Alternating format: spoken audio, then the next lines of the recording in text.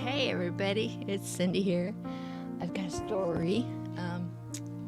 Pardon I did some cleaning today, so I'm all discombobulated. But anyway, I want to go ahead and share one of my stories, but this is going to be a long story. So I'm going to break it up into a couple different videos. I'm a little backwards. Um, I'm going to be sharing different parts of this particular story. Uh, when I was 16, I graduated in 1980. No, 17. I graduated in 1980.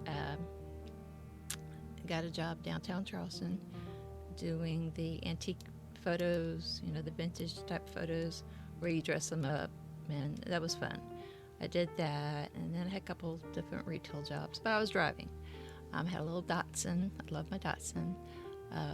Gave me a lot of freedom, and I love downtown Charleston. I know a lot of people don't like it, but mother wasn't very fond of it. But she would complain about being lost, but I was trying to figure out how you get lost on the peninsula, because you go and there's water. You turn around and go the other way. You go another way. There's water. You turn around and go a different way. But there are a lot of one-way streets in downtown Charleston. But anyway, I digress. So I actually worked downtown Charleston, a couple different jobs, and I was going to technical school. My father was really kind of pushing me to get into computers because that was going to be the big thing, was computers. Obviously so. And that's not what I really want to do, but it was a way for me to kind of get my foot in the door and start my classes and things like that. So I was going to Trident Technical, and I had a couple part-time jobs. One of my part-time jobs was taking care of this lady who was she was pretty much an invalid, and her husband would want to run errands, but he didn't want to leave her alone. So I would go sit with her for a few hours and give him a chance to go play golf and do the grocery shopping and things like that. So I kept her company. So I was doing that and taking my classes, and I kind of noticed in one of my classes that the board was getting difficult to see. And having had vision issues all the time, I kind of figured it's probably time for me to change my glasses prescription. And so I kind of knew that I needed to take care of that, but I was trying to finish up all these other issues that I had with classes and my work. So trying to find a time, was just involved. And because I was going to school, I was still considered a dependent because my father was retired from the Navy by this time. So being a dependent, I still had access to the Navy hospital. So we lived in Somerville, and one of my classes was on this one particular morning, and I was going to have to go to work after my class. So I get in my little Datsun, and I'm on my way to school. And I'm on the interstate. And at this time, I-26 was 2 lanes. Now it's like 4 or 5 lanes in some parts of it. But the particular area we live in was only 2 lanes at this time. So I'm in the far left lane because, trying to miss the oncoming traffic, people getting off and on the Cloverleaf. So I'm heading to Tech, and then all of a sudden,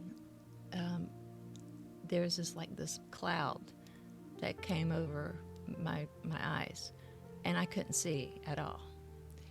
And I'm holding onto the steering wheel, and I've been on this road so many times that I kind of knew the road, but I couldn't see it. And I start praying. I'm like, Lord, please don't let me kill anybody. Lord, please help me. I didn't want to try to get off the interstate quite yet because I was afraid I would run into somebody and cause a horrible wreck. So I'm just praying. I'm holding on to that steering wheel. I'm just praying. I'm just as rigid as could be, and just asking the Lord to protect me and the people around me. Then the cloud just kind of went. It was, how do you describe it? Kind of like when the clouds come and they cover the sun for a moment, and then it just passes by. It was kind of like that. But so it went by, and I could see, but I was scared. So I got off the interstate on the Cloverleaf, went around, and just prayed for God to just continue to protect me. And I headed back home. Pulled up in the driveway. My mom was still at home, and she saw me out the kitchen window, and she knew something was wrong. I pulled up, got out of the car, and then the cloud went back over my vision again. I couldn't see it again. And she goes out. She's like, "What's wrong?" Mom's intuition. She knew something was wrong. And so I was like, "Mom, I can't see." I don't know what happened. I was driving, and all of a sudden I can't see. And she says, "Stay right there." And she went and got the keys to her car, and she got me. I think she had the Volkswagen at this time, so got me in that car, and basically rushed me to the Navy hospital, and got me in there, and got me to the doctor that I had been. We had been going to this one particular doctor at the Navy hospital because he knew our history, and he was very aware of all of our history, because my mom, my brother, and I all had issues. So he immediately sees me, and there's so much inflammation in my left eye. And remember, I'm already blind in my right eye, because that's the eye that I lost due to cataracts when I was 4 or 5 years old. And remember, I'm getting ready to turn 21 at this particular time. And so he's trying to look in my eye, and he cannot see anything past the inflammation. He has no idea what's going on, because it was sort of like a chicken or the egg kind of thing. It was like, what came first, the inflammation and then the vision loss, or the vision loss and then the inflammation? So the first thing that they have to do is steroids. Typical thing that they do with any kind of inflammation. Steroids is always the first answer. So, but okay, cringe. You gotta be careful. So they have to give me the steroid shot in my eye. Okay, sorry guys, but that's what happened. So I get the steroid shot, and they're basically like, okay, we're gonna have to wait for it to kind of do its thing, and they put me on prescription of steroids to continue to take, something to help, to bring down the inflammation. So I had to go home and sort of wait for everything to subside. And so I can't remember exactly how many days, but it was like a day or two.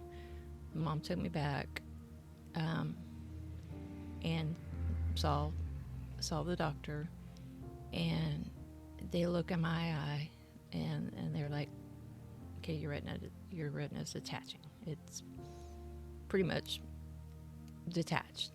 It's hanging on by a literal thread.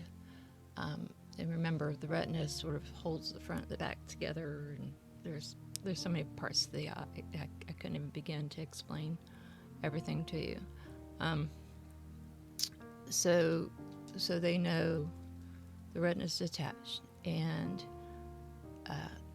of course, MUSC in downtown Charleston is the best place to go.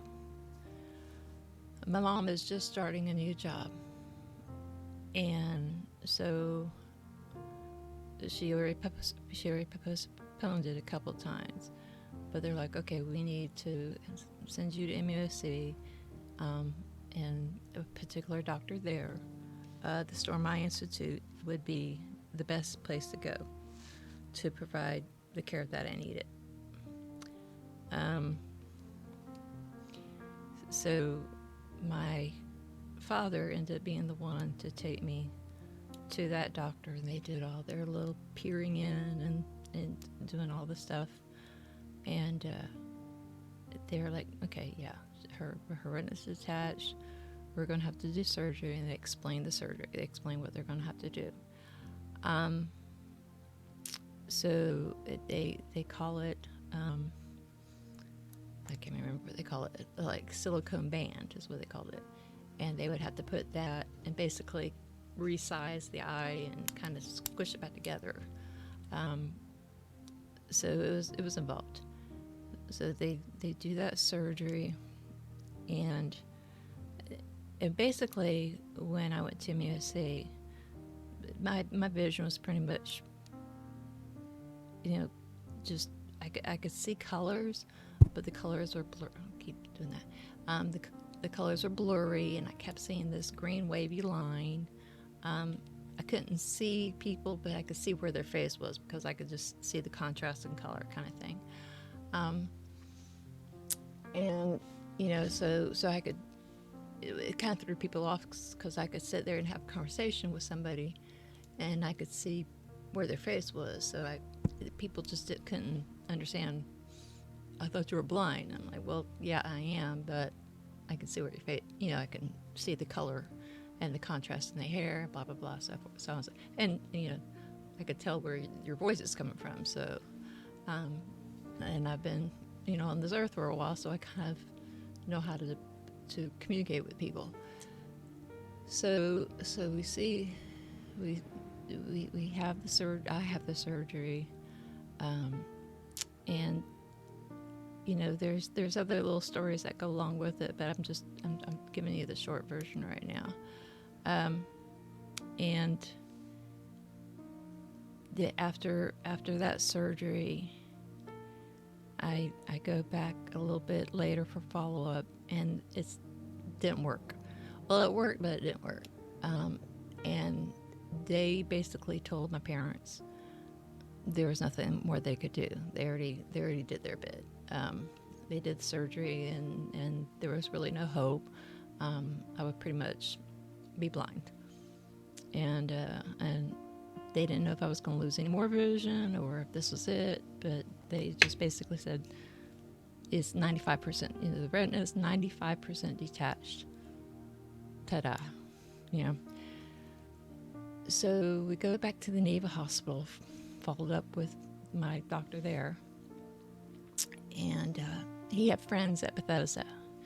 And if you know anything about Bethesda, that is like the ultimate military hospital. That's where the president went, and the best of the best.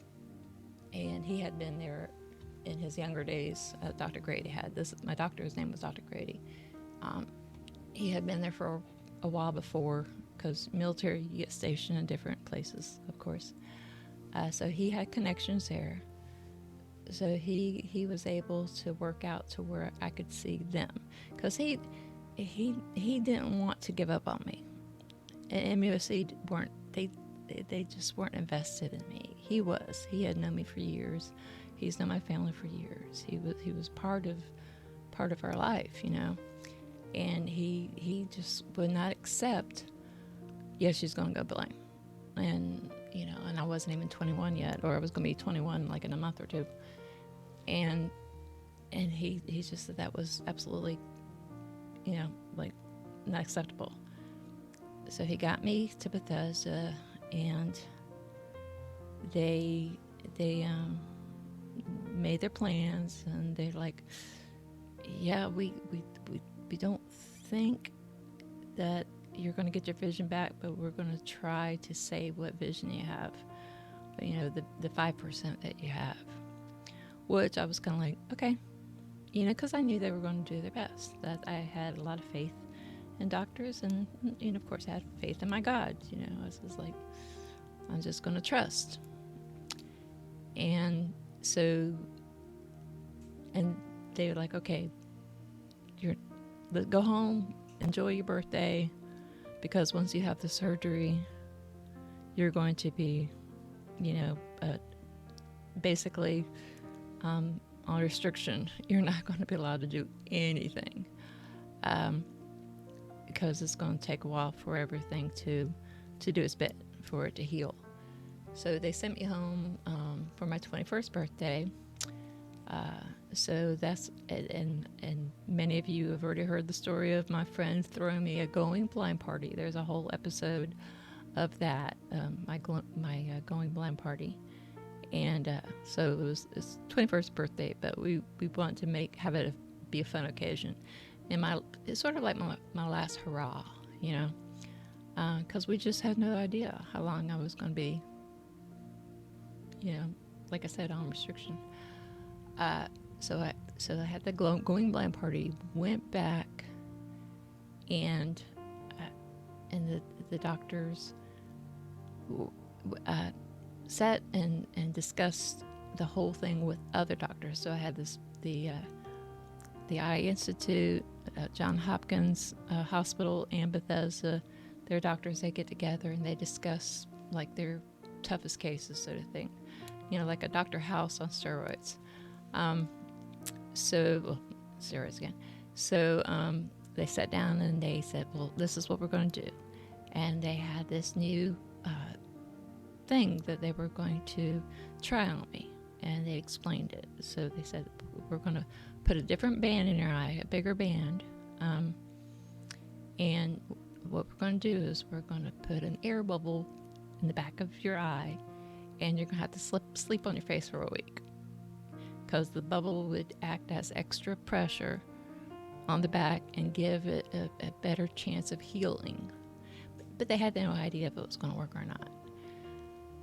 So they did that. So I had to sleep on my face for a week, and eat with my face down like this, and you know, I just had to do that. So it was very uncomfortable, but I understood what they were doing, you know, what they were trying to say. The nurses were wonderful. The doctors were wonderful, and they went out of their way. And Mom got to be with me. They gave her a chance to kind of be with me at that time from her job. And you know, and it was just like one of those things is just, you know, you wait.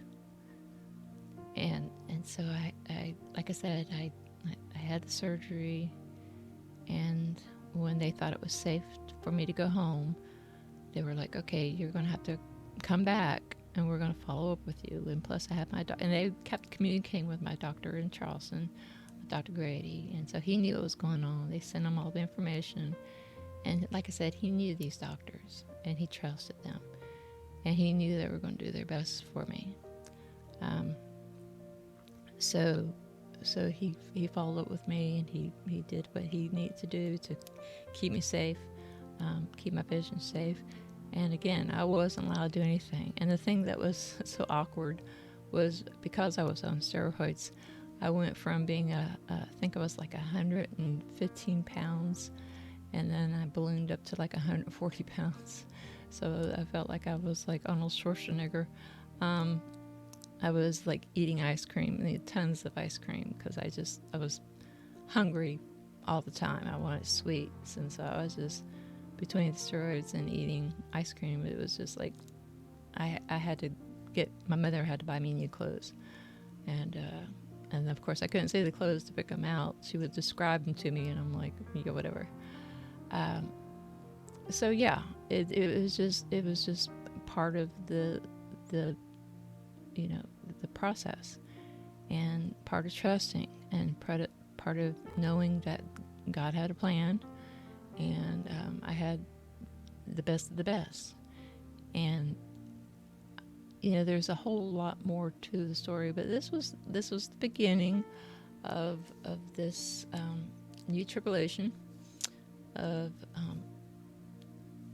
again, I had just turned 21, and there were so many things that I was wanting to do in my life, but this was the case of, okay, I just got to wait. I just got to wait in God. I have to be patient. I have to trust. And I'll say that over and over again. Wait and trust. Wait and trust. One of the things that was kind of funny, though, is my little cousin, he lived up in Fairfax, and he made me a mixtape. This was before CDs, guys. So he made me a mixtape, and he put police and all these different stuff on the little tape. And so I had this cassette player, radio, and little headphones, and I wasn't allowed to move my head. So what I would do was, when I was listening to music, because anybody who knows me, how much I love dancing, and before I lost my vision, that's one of the things I used to do too, is go out with my friends and go dancing, and that was my life, work, college, and dancing. I feel like I was on the road all the time, but that was the life of a 20-year-old. And but the nurses would be checking on me because they knew I wasn't allowed to move my head. But when they peeked in the door, they would see my feet moving, so they'd go in and they pull back the curtain, and thinking that they caught me, but I wasn't moving my head. I was just moving my feet. So. But they're like, okay, don't you be moving it. And I know I'm not supposed to move my head. I'm not going to go through all this and do something stupid like be dancing around with my head jerking around.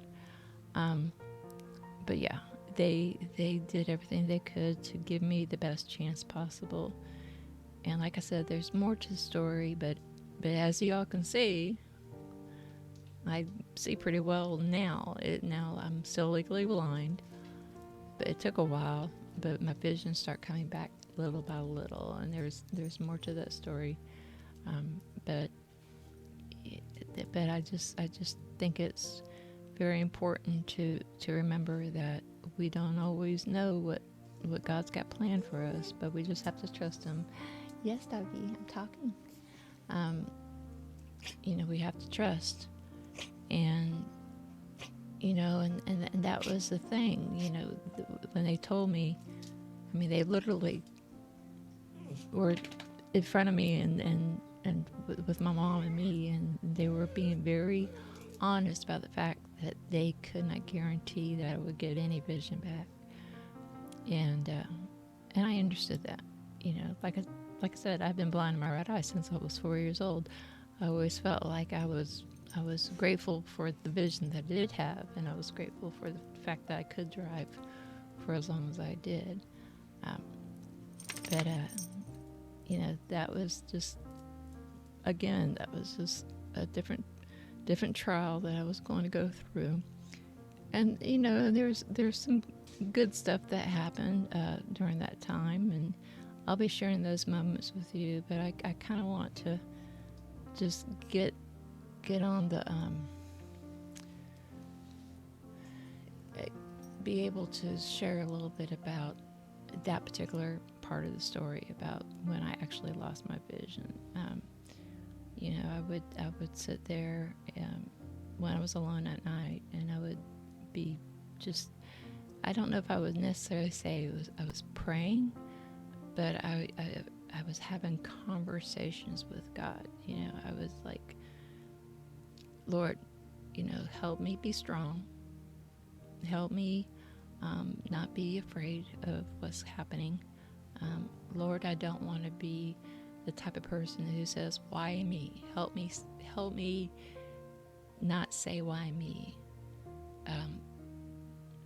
I just need to know what's next. What am I supposed to do now? Because I was planning on getting in computers. I was planning on going to school and doing my thing and being a 21-year-old. And I had no clue as to what was going to happen next.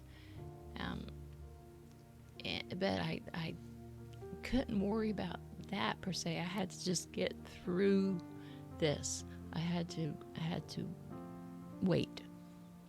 I had to be faithful, because I knew he was going to be faithful. And I wasn't even going to church at this time. I was living my life, but I knew that God was a part of my life. I knew that he was there. I knew that he was watching over me. I knew that when I was having this conversation, that there was somebody there listening to me. And I knew I could trust him. But I didn't know if I could trust myself. And I don't know if that makes sense to you guys, but it's one of those things where my God is worthy, but am I worthy? I know I'm not worthy. I know I don't deserve anything that he gives me. His mercy and grace is mercy and grace. It's nothing that I earned, nothing that I deserved. But it's there. And I knew if I stayed true to that he was just going to see me through it. And he did. But like I said, there's more to that story. The stories, but this is the beginning of that leg of the tour. That part of my story. This story actually goes over months to years.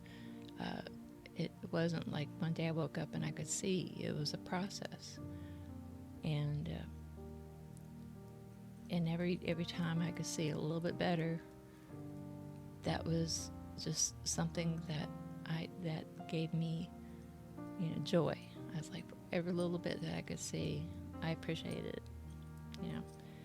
So and I was able to go to college, but there's more to that story. So anyway, I'm leaving y'all hanging. This is one of those cliffhangers, where you're seeing the little jalopy going off the side of the cliff, and what happens next? And well, most of y'all know what happened next.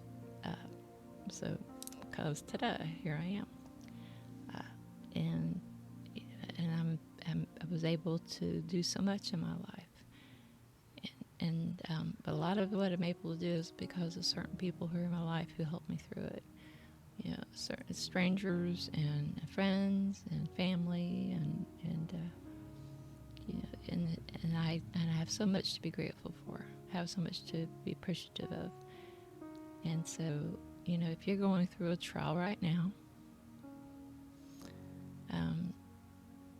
just know that he is faithful, and that he's going to get you through it. It might not be what you imagined. It might not be what you planned. But his plans are greater than any plans that we could ever have for ourselves.